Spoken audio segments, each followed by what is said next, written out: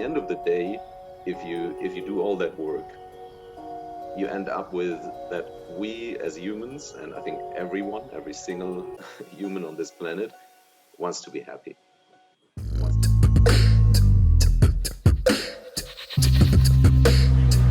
Cô ơi, cháu xin cốc trà đá với ạ. Cháu cốc trà đá nhé.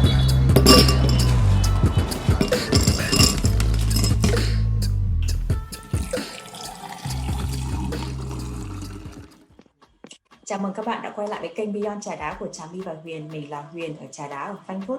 Hôm nay khi mà mình ghi hình cái buổi ngày hôm nay thì thời tiết ở bên này vẫn rất là lạnh, vẫn là mùa đông. Chính vì thế mà mình thấy rất là hơi là ghen tị với các bạn ở Việt Nam khi mà thời tiết đã nắng ấm hơn và thậm chí là không bị giãn cách xã hội. Anyway, welcome to Beyond Trà Đá of Trà My and Huyền. So far we have covered a lot of topics such as relationship, marriage, personal growth, or social pressure. And today's topic is about jobs and career. And I'm sure this topic, a lot of people will be interested in this topic as well. And we will be particularly focusing on internal and external factors that define someone's performance at work. And what exactly are internal and external factors? Our guest will be sharing that in detail in a little bit. So the tips for today were not only useful for students who are still in university or just graduates who wants to get a head start in the career of their choices, but it's also relevant for people in mid-career. For example, like myself, I'm particularly interested in this talk today as well. So our guest for today is Oliver. Oliver is currently working as project manager for a global leading investment bank. And he has a lot of years of experiences in different fields, industries, and will be in a best position to have this talk with us. So thank you for being with us today, Oliver. Hello, everyone. Hi. By the way, I have never told you this, but my first impression of you is the guy who has never been in public transportation. I remember thinking to myself, who is this guy that has never been in a bus or a train? So maybe that's why you end up in investment banking, so you will never have to. I guess. Maybe, yeah. Yeah. Anyway, I will just jump into the questions part. So my ex-boyfriend works for a private equity fund, and I know how competitive it is to get in this field, investment banking, private equity, and venture capitals. I know it's super competitive. And can you share with us how your journey so far and how did you end up where you are right now? Yeah, sure. Thank you, Ian, for the opportunity to talk to you and to everyone who's listening. I don't think it's a good idea to share my personal story, and that is simply because I was just lucky, and not more than that. So I think a lot of people listening are maybe very much focused on education and their university degree and how they do in school, and I have never seen a university from inside in my life. I think I'm rather the exception than the rule in our industry, because typically investment banks tend to just hire from high-end universities and focus very much on those qualities. The time I started in the industry was different. That was like 20 years ago. That was like a gold rush mania phase where they pretty much hired everyone who was walking around on the street. So the one thing I'm not proud of is that I managed to get into the industry. I think the only thing I can be proud of is that I'm still there. But nevertheless, I think that kind of qualifies me to talk about inner qualities a bit more, because I'm completely lacking any external factors. Wow, actually that comes as a surprise to me too, because I have known you only for a short amount of time, but you struck me as someone who is so confident and like you're knowledgeable, you know a lot of things that we can talk about, a lot of stuffs, and so yeah, like actually it comes as a surprise to me. And yeah, you're right. From my ex-boyfriend, I know that you're right, they only hire from like very top university, and even in this top university it narrowed down to very few people because it's very limited. So, and yes, you're right, then you will be in the best position to share with us today. And by the way, you mentioned luck. I do believe that there's a factor of luck, but I don't believe it's only luck. I believe that you are where you are today. It's also your hard work and your competence as well, because luck only can can be so much, what I mean. Okay, so when we had a discussion, I mean, when I call you to talk about the topic that we'll be talking today, mentioned internal factor and external factors, and I was curious as well, and you just mentioned it again. So can you clarify what this means? What are those, and what do you mean by that? Yeah, sure. So if we assume the starting point is like our core, then with external factors, I mean everything that goes outbound. So the energy that we use to educate ourselves, to do any, masters, doctors, or have high university degrees, education, and all those external factors, including how we look and to train our body and stuff like that. That is what I mean with external. So mainly the say IQ that we try to train and try to onboard as much knowledge as we can in schools and universities. That is what I mean with outbound. With inbound or internal factors, I mean everything from the core that goes inside. So that is like our emotional intelligence. What I discover is that like pretty much everyone I know and in the industry is completely focused on these external factors. So they try to be, the best in school, best in class, best in university, whatever, try to read more books than you do. And now a lot of people think they are kind of spiritual or do inner work when they use meditation, but just for the reason to be, even better in job. So to concentrate more and to have more abilities here, right?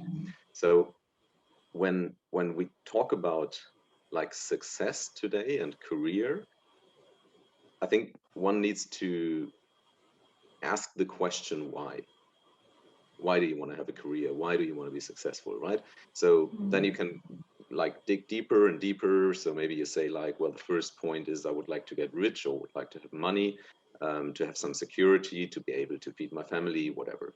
If you go deeper and deeper, there are more levels. But at the end of the day, if you do all that work, you end up with that we as humans, and I think every single human on this planet wants to be happy, wants to be lucky, right? So if you want to approach this, there is something else you should focus on as well, right? So just approaching happiness by external factors doesn't do the trick. If you think money, so something external like money or power or a title in a big bank can unlock inner happiness, you're using the wrong tools. So I tend to think of it like, if we take the picture of a bird, it has two wings. The one wing, say the right-hand wing, is external factors, is education. You of course need to have it, right? You need to, best case, have an intrinsic interest in what you do. That's, you said it was not only luck. It's true with me, it was not only luck, but it was my intrinsic interest in financial markets. I love it. I love it.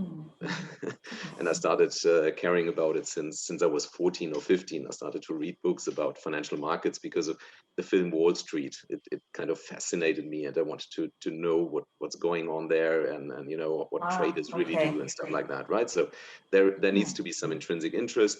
There needs to be education. There needs to be a minimum IQ to be able to onboard this knowledge. So that's the right-hand wing. If you want to pursue happiness and also a career as a kind of a side effect of happiness, because people are attracted to people that are happy with themselves, right?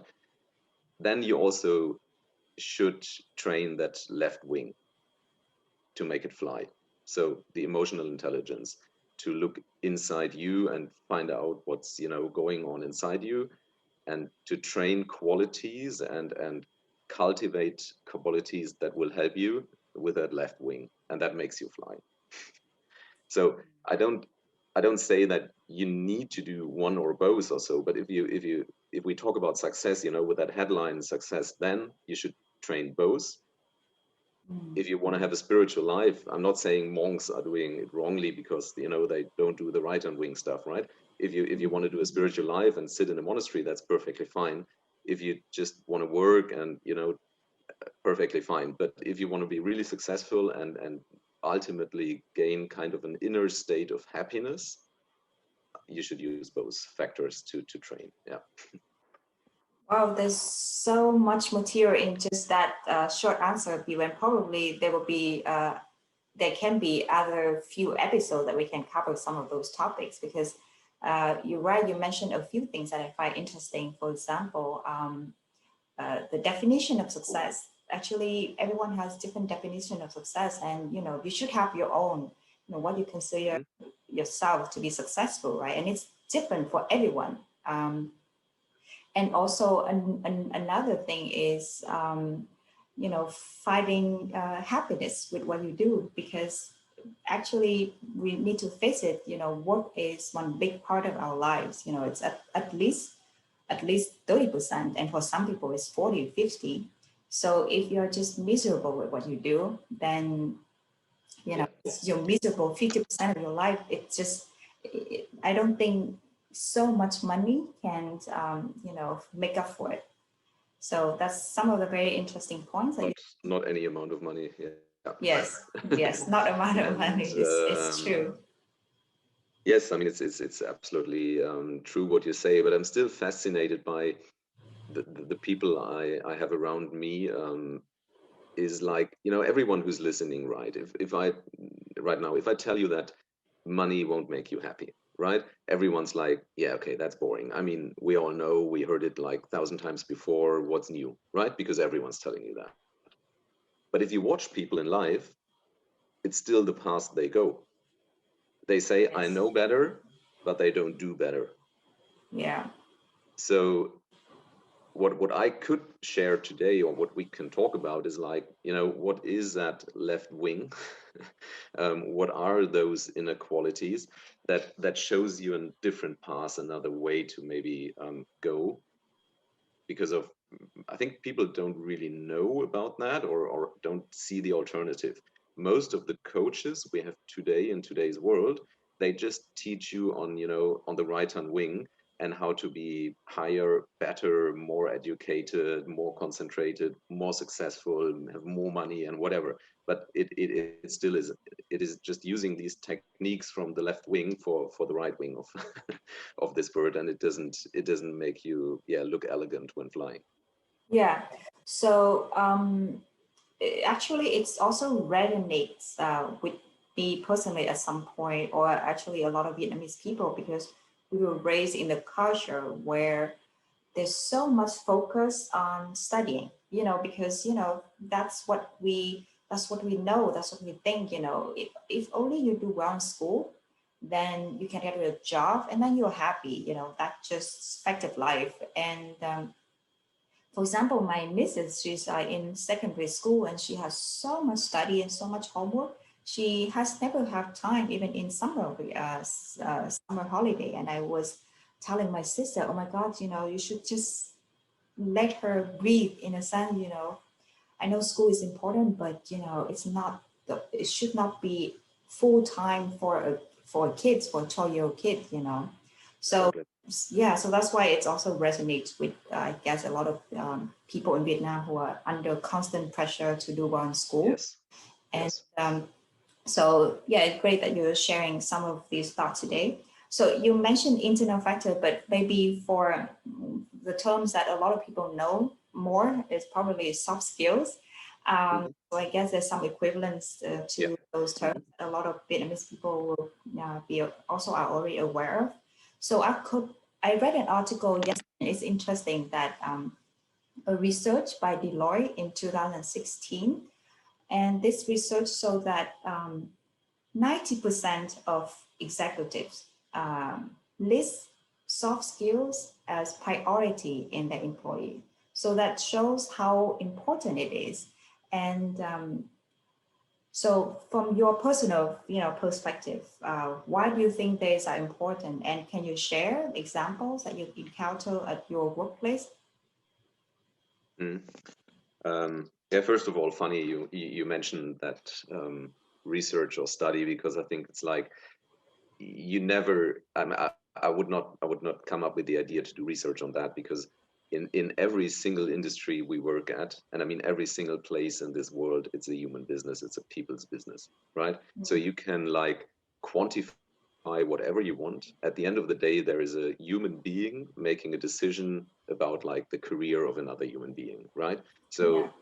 It's quantify whatever you want, but I would argue that like 100% of everything that happens on this emotional part between two human beings or more human beings, and never on any quantitative scale.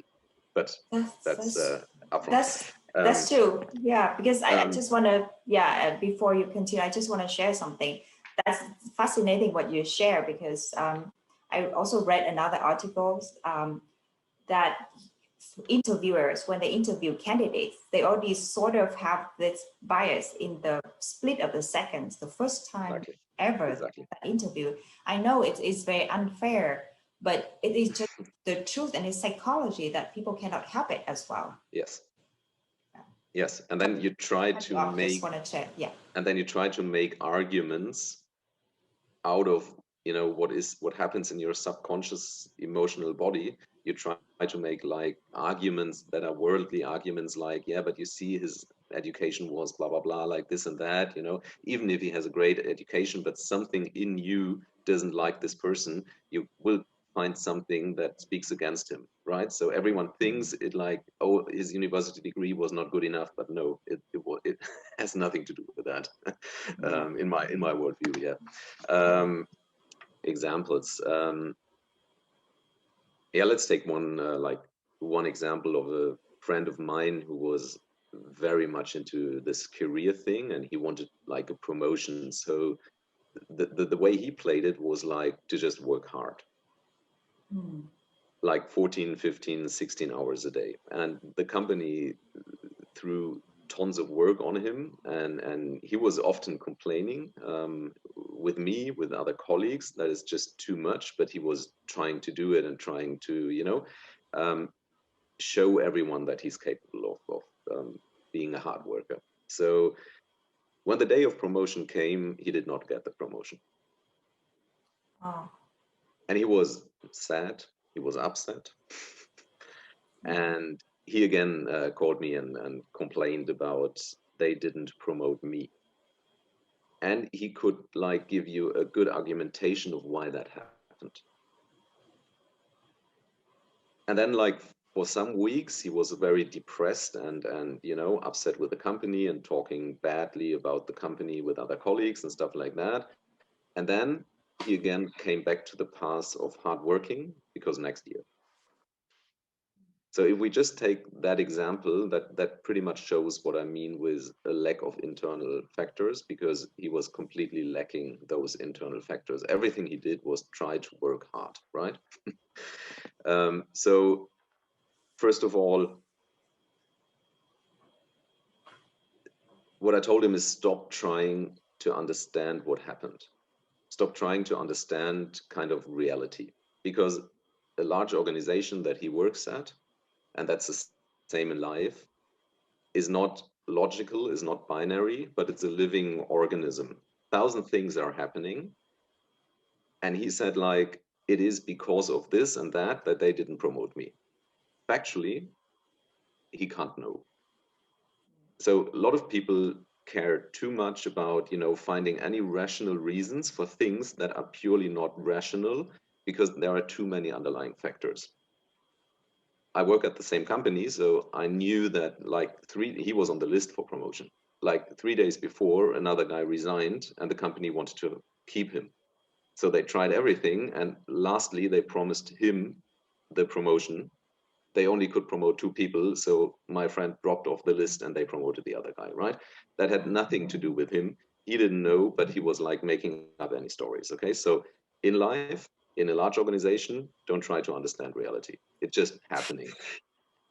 It's just happening. Okay. Secondly, more importantly, don't take it personal. This sentence, like they did not promote me, is emotionally not a grown-up sentence. Emotionally, it's like a kid. If we dig deeper into this, if you are a kid, if you are like basically like 1 to 7 years old, so the first 6-7 years of your life, you grow up, and everything, and that is Western and Eastern psychology, everyone agrees with that. Kids take everything personal. They think that everything that happens because of them. My mother is unhappy because of me. My parents got divorced because of me. That is like every brain, every psychology works like this, right? So we grow up thinking that things happen because of me. Okay. The second thing is that when we grow up, we try to understand the world.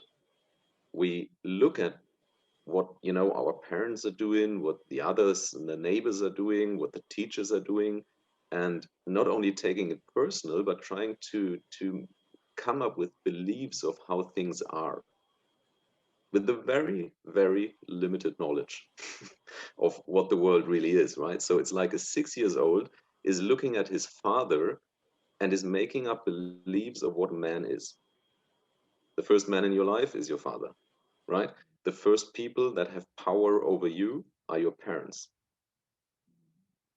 So do you have a right to speak up? Do you have a right to show up? Yes or no? This is all a belief that you are coming up in your childhood. And then we grow up. So the body grows up. We get like a bit smarter. We go to university. We learn how to, articulate ourselves, and we learn different languages, and then we get a master's degree, and then we are adults. That is true for the physical body, not so for the emotional body. This does not grow up. It remains the same. So in you, there is still the same beliefs about how the world functions that you had when you have been a kid, because you never, typically you don't, make them up again, revisit them and ask if this is really true. So we see the world through the lenses and through the glasses of our childhood beliefs around power, success, if I'm allowed to speak up, yes or no. So in his case, he thought that if he works hard, there will be some moment where someone is looking at him and realizing he's working hard, and then is giving him a promotion. This is like the little kid that tries to be very nice to get a cookie. That doesn't happen in the business world. So I told him that the first thing he's like, trying to need to cultivate is an understanding of that, and is like frequently speaking up with his line managers to, like, on a monthly call, check how much work do I have? Is that right? Am I doing the right things? Am I on the right track? Is there everything I can do differently? So to come into a position of creating your own workplace and your future, and not just doing what you're asked to do as a little kid, right? Secondly, not taking personal. We already touched on that. So it had nothing to do with him. It was just happening, right? Then later on, there is like a spiritual level about that, because there is something in him that, of course, he's creating because of his inner beliefs. So there's always a part that is personal in a way of, what it makes with you. Reality happens. It has nothing to do with you. What it makes with you, what inner feelings are coming up inside of you, that is something that happens inside you. And that is what I mean by, monitoring that, checking that, and trying to cultivate new ways of doing situations. Is that clear? Yeah, I just I just realized that you also have the Plum Village bells, and I have that too, and I find it so soothing throughout the day. So that was nice just now, and I particularly was interested in the part you actually you advised your friend or your colleague is that cultivate your own project and your own work, not only did what he or people are asked to do, and I find that Yes. very interesting because I just had this similar experience where and this might be also more relevant to female women viewers because women are particularly not good at asking, and we don't ask for things, and we just think that if we do a good job, then like you said, we get promoted or we get a raise. And I saw it at my own company as well, where we have two colleagues in the accounting department where the woman she's great and she does everything, and the male colleague was the one who just kept asking for what can I do, where can I get a promotion. So, and she didn't. So, and in the end, the answer, it's not logical. She should get the promotion because she does all the job and she's better, but he got the promotion instead. And so, like you said, sometimes in big corporation, there's just no rational, logic to a lot of decisions. And with my boss as well, the other day when he started saying that there will be a lot of restructuring, and so I write him an email and I said I want to have more responsibilities. I know I'm capable, so just let me know what I should do, and I want more responsibilities. So this is also from a women perspective, is that women are not very good at asking. So for all the women viewers who are watching now, please ask, and combine that with Oliver's advice. And I think that's a very, very good point, Oliver. Thank you. So, and okay, go back to questions. For students who just start out, what are the skills that they should start doing? They're not doing, they should start developing if they haven't already. Well, I think for students, I have a big respect for everyone who's like, in university and is learning a lot. So I would, probably think that at that stage, it is just enough to focus and concentrate on that, because maybe everything else would be a bit, too much to handle. But then still to monitor the point when there is some time, some free up time, and then really be honest with yourself and monitor where you spend your time on. Is it external factors? Do you go to the gym like 2 times a week? And I have nothing against gym, but realize it's your outer body. You are doing something in the outer world to whatever, look better, be more fit, and so on, right? Or is there like something where you can train your emotional system like once a week? So people tend to train their body much more often than their emotional body, right? So but I think in the beginning it makes completely sense to concentrate on building up muscles for the right wing. Yes, if you pursue the career, then there needs to be the point where you kind of switch over and start training the left wing as well. That's true. I agree that nowadays, people are so aware, or not so aware, but I mean more aware of, taking care of ourselves. But like you said, there's two parts of ourselves, physical and mental. There's a lot of already focus on the physical part, but we should, pay also attention to our mental health and, like you meant, like your words, your terms, internal factor.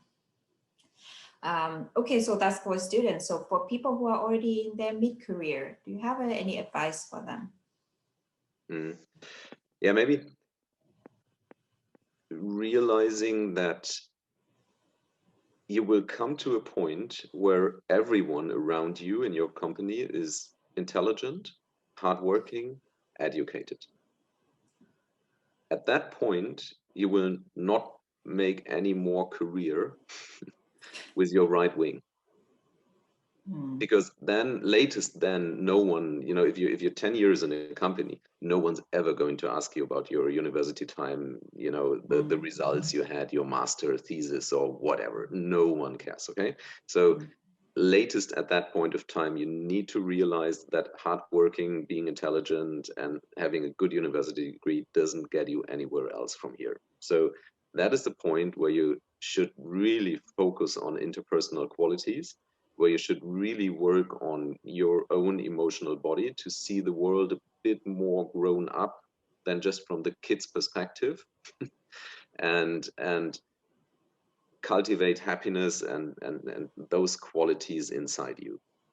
And that will resonate with people, and that will resonate with line managers. So the example you've given before on, the guy got a promotion and the woman did not.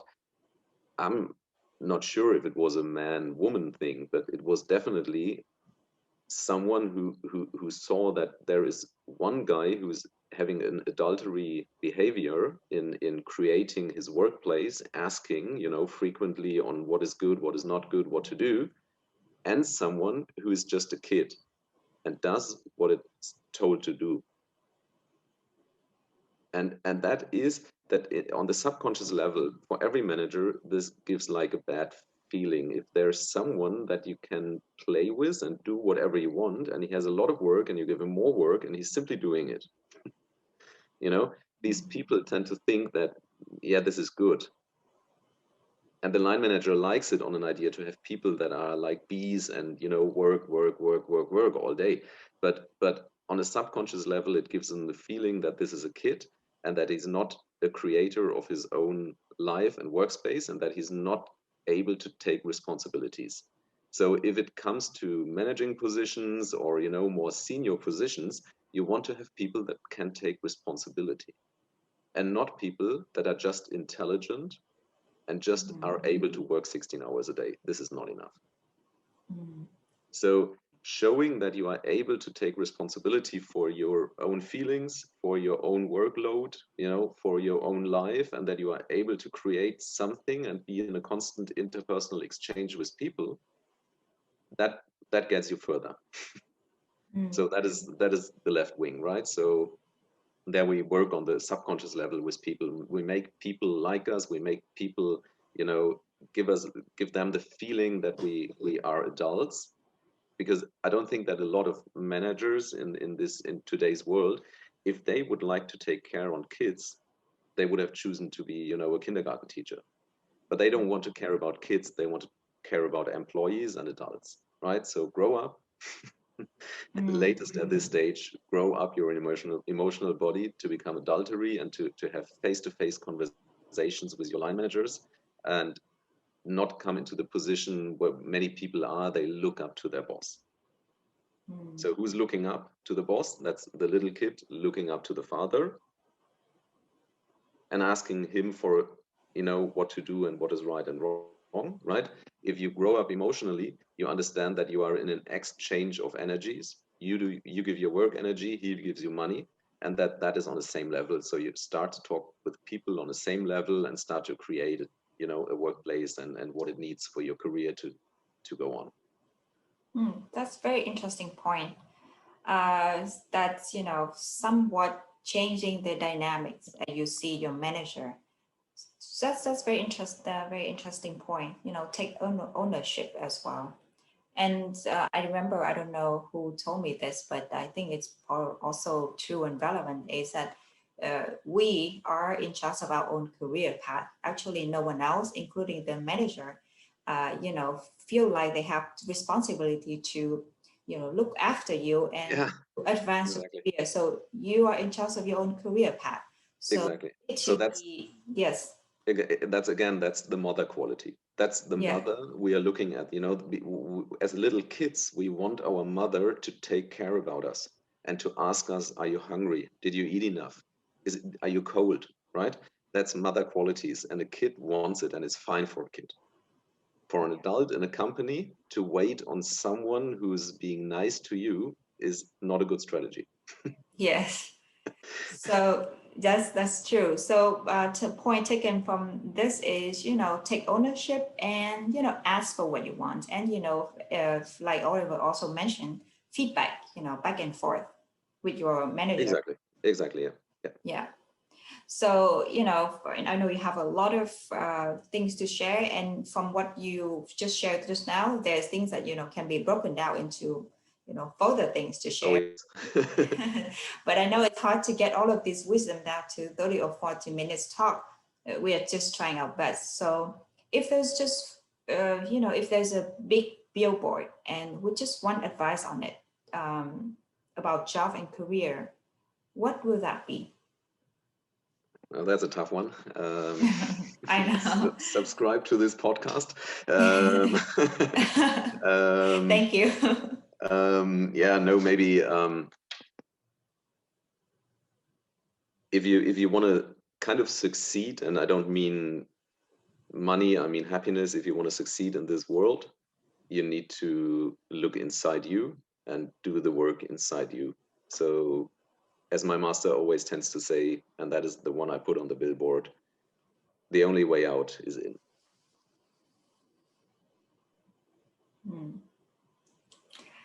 Great. So thank you, Oliver, for sharing. I'm sure, a lot of people who are watching this will find this helpful. I myself learned a lot too, especially about the part with, getting instant feedback with your manager and not just waiting. For you guys, thank you for listening. And if you have any questions for us, please reach out. Or if you have any questions for Oliver, reach out as well. If there's any particular topic that you want us to cover, or if you want us to invite Oliver again for another discussion, please reach out to us. And thank you, and see you in another episode. Xin chào và hẹn gặp lại các bạn.